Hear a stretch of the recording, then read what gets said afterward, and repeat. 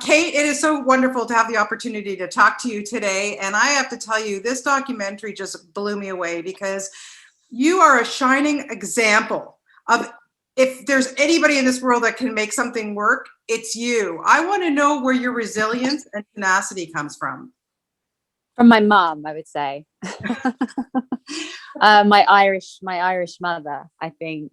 I mean, yeah, I do really think it is from my mum. My mum's a nurse, and she worked in so many different units as we were growing up, and like worked she retired last year, but the last like 5 or 10 years she's been in a hospice, working in a hospice. So like she's just really tough, and I think she just brought us up to be very like face things head on, and not never shy away from. She taught us like really young, like don't shy away from reaching out to someone if someone's died, like just say something rather than saying nothing. You never feel like you know what the right thing to say is, but just say something. Right. And I think there's just this attitude of like face things, confront them, be honest, and like you don't have to get things right all the time, but just like face up to them. So I really think it comes from how my mum brought us up, me and my sisters. Well, good on her, because she did a good job with you. I have to say,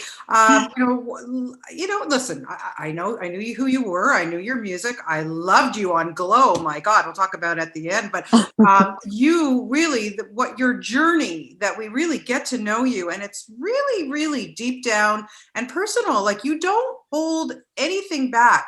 Did it make you a little nervous going into this process, or were you just like, if we're going to do this, we're going to do it right?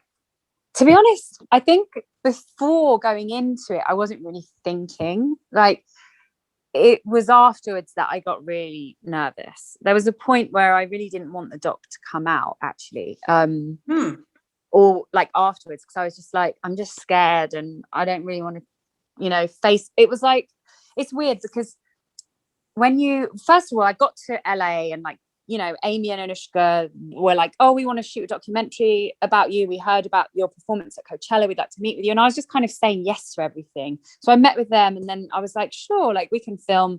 I wasn't thinking I need to make a documentary about my life. I was just kind of saying yes to opportunities that came my way. Right. And, as you know, in the doc, like we set out with this initial story, and then all this other stuff happens, and that's like the drama, and They just happened to be filmed. That was like 9 months into filming, and then this happened. So I and when you're in that chaos, you're not really there's not really a lot of space for like certain levels of awareness. I think like you're just going through the tunnel, and in a way shooting the doc was something I had to hold on to.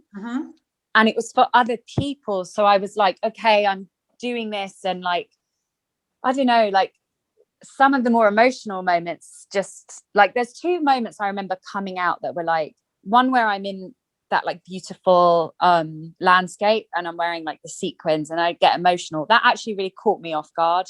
Right. And that was when I was at a point of just like, I'm actually so lost and I don't know what I'm doing anymore.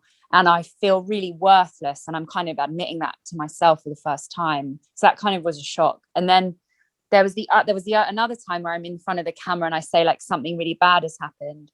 And I remember in that moment, there was like a fire in my eyes. Like, I'm going to tell the truth about this.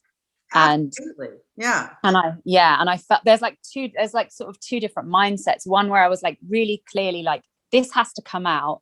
You've messed with the wrong woman, and like the truth is going to be told. And then the other part of like, when you're really lost, like you just can't fit all the information in to even have the awareness of how much you're sort of revealing. I think you're just sort of doing it. And then, as I said, like afterwards, actually, it was like, afterwards I was so much better and I'd recovered and my life was better in so many ways. And I suddenly felt all the fear. I was like, I don't want to drag this back up. Like, I'm scared for my life. Like, it got really paranoid, like back to that like paranoia that I felt. So I think you actually start dealing with the feelings like years after the trauma. I'm sure you know. Yeah, I can just imagine, my God. And Yeah. then, you go through all of this, and I don't want to give away too much because I want people to kind of be surprised as I was watching it, Right.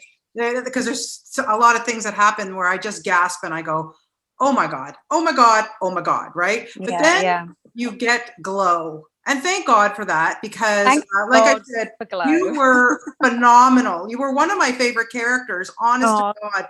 And I thank have to you. ask you just about the bonding process with the ladies and Oh then God. working with one of my favorite guys, Mark Maron. I mean, come on. Yeah. I know what a cast. To be honest, like I do feel like Glow saved my life. Like my confidence was in the gutter when I got there. And there were still things in my personal life that, that was very evident, I think, when I first started Glow. And it's like, I can't recommend it enough. I don't suppose many people are going to get this opportunity, but like, Yeah.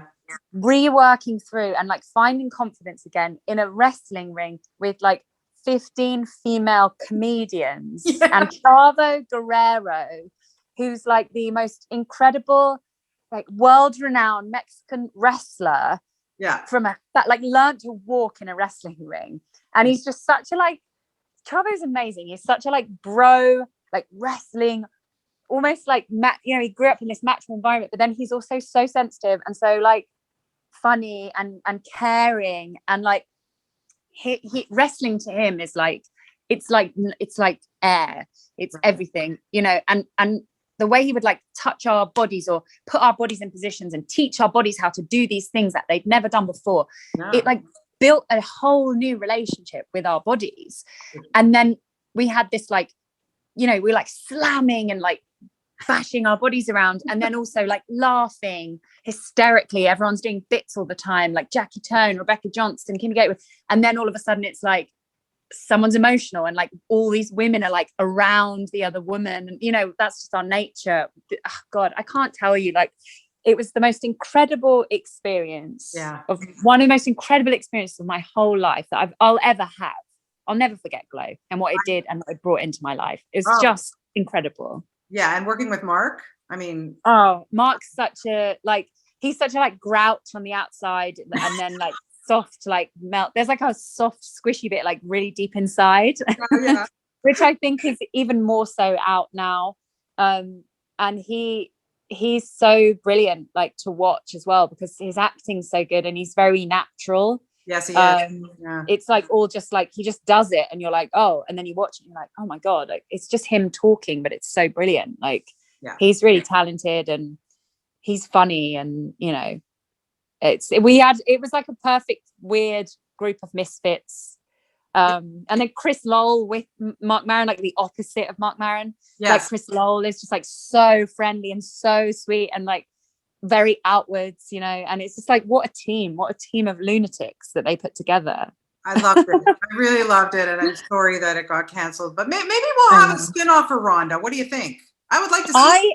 Do you know what I see when we're like probably like in our 50s or 60s, they'll like make a movie and we'll all have to put on leotards and like slam around in like where we can barely walk afterwards and stuff. So wearing your girdles and all that. Yeah, exactly. Awesome. That would be awesome. Well, Kate, listen, what an absolute pleasure to have the opportunity to talk to you. Really, I'm such a big fan, and I really do admire everything you've gone through, and I'm so happy it just turned out so positive for you. So thank you so much for your time today.